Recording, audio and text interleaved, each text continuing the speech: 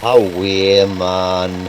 In this video, we're going to be looking at 10 more pieces of hidden history about my home city, Newcastle upon Tyne. From World War Zeppelins to hidden pillboxes, this video will take us on a journey through some of Newcastle's lesser-known history.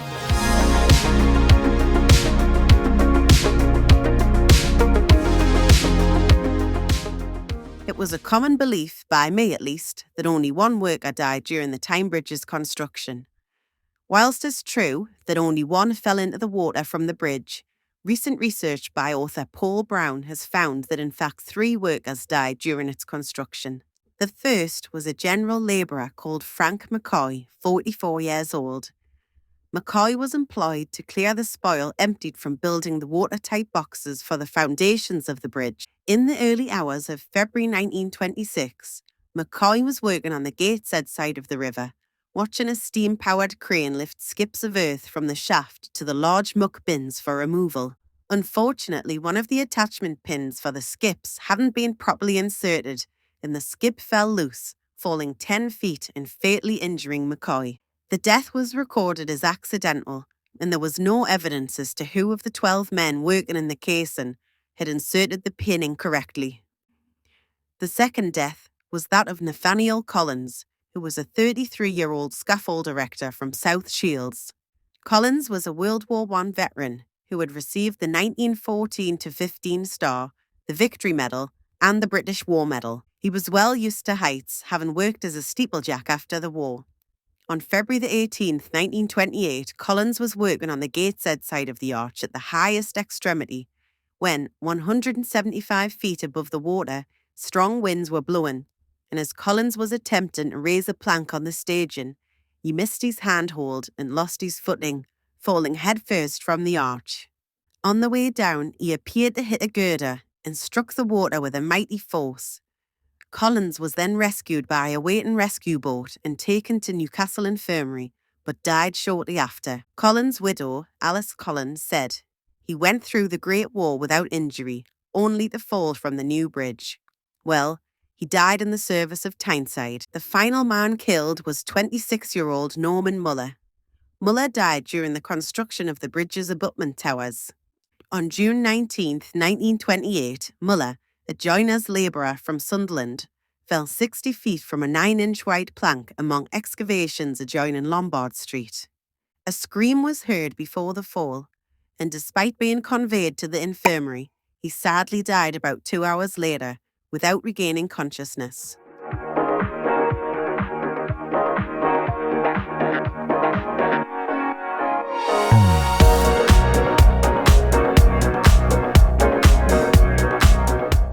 In the reign of George III, the erection of the new All Saints' Church was undertaken to replace the medieval church which had become unsafe. The new building was designed by David Stevenson and was completed in 1796.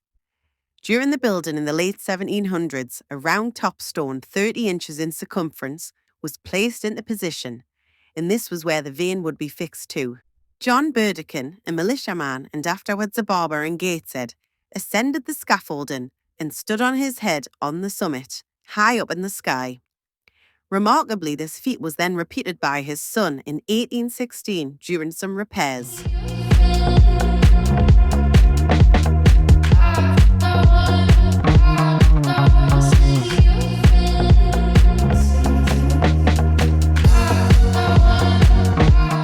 If you stand in Queen's Lane under the high-level bridge, you can see a slot cut high up into the stone of the bridge. This was a loophole, a small opening or slit in a defensive position, designed for firing weapons whilst offering protection.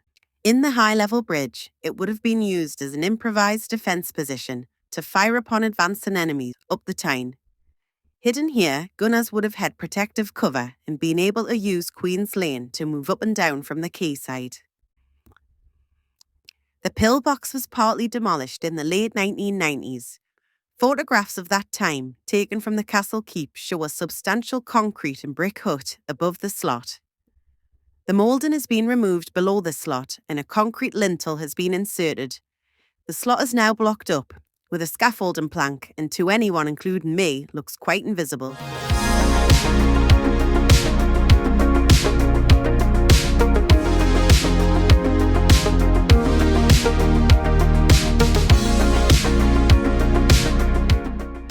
Not our King Charles, but rather Charles I. On May the 13th, 1646, King Charles I entered Newcastle as captive of the Scots, having given himself up at Newark. Although he was technically a prisoner, he was still given a royal welcome, with blazing bonfires, ringing bells and trumpeting. Charles was given the finest dwelling to stay in the town at the time, Anderson Place. This was a stately house with beautiful grounds just west of Pilgrim Street. He was held here for 10 months, but was given a great deal of liberty, being able to walk the streets daily with his Scottish guards. He even enjoyed playing golf at Shieldfield. There was even a rescue attempt to smuggle the king out of the town on Christmas Day 1646. A Dutch vessel arrived in Shields Harbour, with the captain coming up to Newcastle, who took up residence in one of the chairs off the quayside. The first night, the wind proved against the escape attempt, but on the second attempt, horses were readied outside the town walls, the ship was ready to sail, and the king was assisted by Sir Robert Murray, a faithful friend. But upon leaving the house, sentries were ready and watching at their posts, and the king lost his nerve and gave up the enterprise. A third escape attempt was made, but little did the king know he'd already been discovered. There were now no more rambles around town, no more golfing, and the king's guards were doubled. The king was forced to put up with coarse soldiery and humiliation, including inhaling tobacco smoke, which he hated. Charles was eventually sold to the parliamentarians and was taken south over the medieval Tyne Bridge and to the scaffold. This was the last time Newcastle saw him.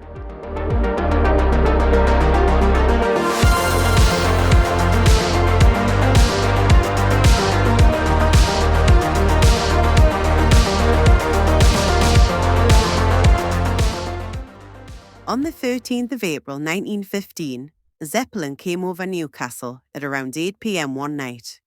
It passed over Blythe, Chottington and Wallsend, dropping bombs causing only minimal damage. As a result, almost every light was ordered to be extinguished in order not to guide the Zeppelin towards any target sites. This included Newcastle Central Station, which apart from a few hand lamps carried by porters, was plunged into complete darkness. All trains and trams were suspended. Visitors and travellers questioned staff, but they knew as much as the public. Police officers prevented people from entering the station in great numbers in order to prevent it becoming too populated, as it would have been an obvious target. The raid was eventually over at 11 p.m, when normality was restored, the Zeppelin heading northwards after dropping its payload in various towns and villages, but thankfully missing key targets such as shipyards, stations and bridges. Instead, it dropped its bombs into gardens and residential areas, causing minimal damage.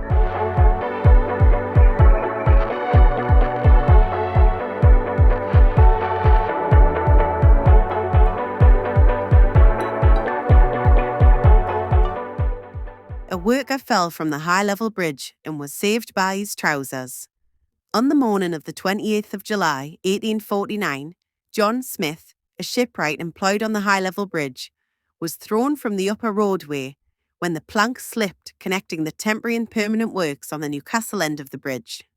In those days, there were no harnesses, handrails or other safety considerations. Smith slipped, and below him was the projecting corner of the stone pier of the lower roadway, on which he expected to be dashed to pieces. However, in falling, his trousers caught on a large projecting nail, apparently serving no other purpose than to faithfully save him from his certain death. Smith hung on the nail until he was rescued. Later, Messrs. Joseph & Co. put an advert in the Newcastle Journal, claiming credit for having made said trousers which saved the man's life. But later, Mr. Smith wrote in to correct the readers and gave the correct trouser credit to Messrs. Spence & Son from Number 1 Sandhill.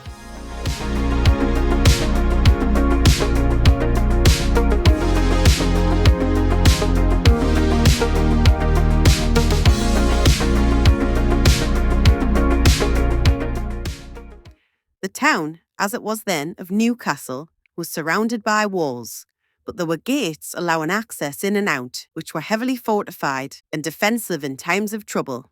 The gates were shut up every night in old times to protect the town and their possessions. Newgate, it is supposed, was built on the site of an older gate called Berwick Gate. When Newcastle, in 1399, was made a county itself and took hold of its own prisoners, Newgate was also the town jail before the prison at Carlisle Square was built. Newgate had 3 ancient shields of arms on it. Above the entrance was a statue resembling James I. In 1820, Newgate Prison was called out of repair, inconvenient, insufficient and insecure. The prisoners were removed to the new prisons in the county courts, and some even to the castle. And in 1823, workmen began to pull down the old gate.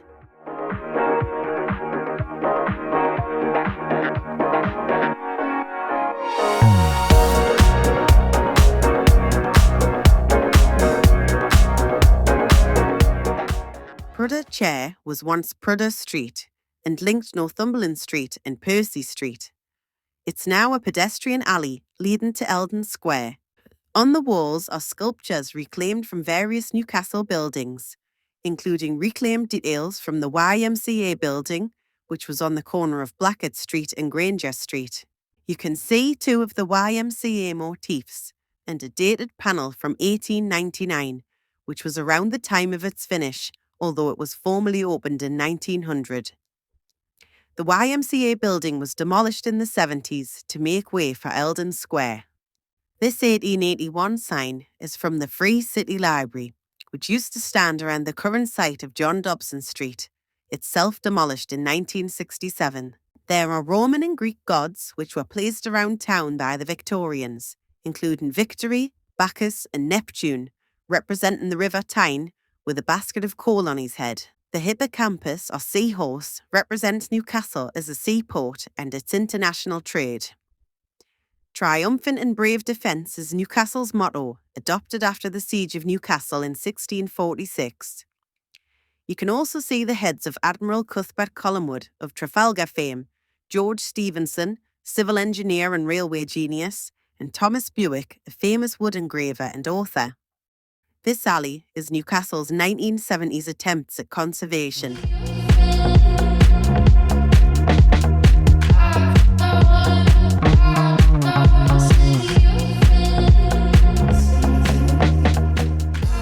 This building was designed for the gunsmith William Pape by architects Oliver and Leeson in 1893. The building provided workshops and offices over shop. William Pape produced his first shotgun in 1857, and by the 1860s, he'd expanded his business into premises at Collingwood Street, but then sold them to the Sun Insurance Company. Pape went on to invent the choke boring system for shotguns and held his own patents for firing pins. The curve of the building was designed to fit with the curve of the medieval Pink Lane, and the building was one of some in the town not to be cleaned of soot and ash in the 60s and 70s under Operation Eyesore. Pape handmade antique shotguns are now highly prized and valuable. Pape was buried in Elswick Cemetery, dying in 1923 in a road traffic accident.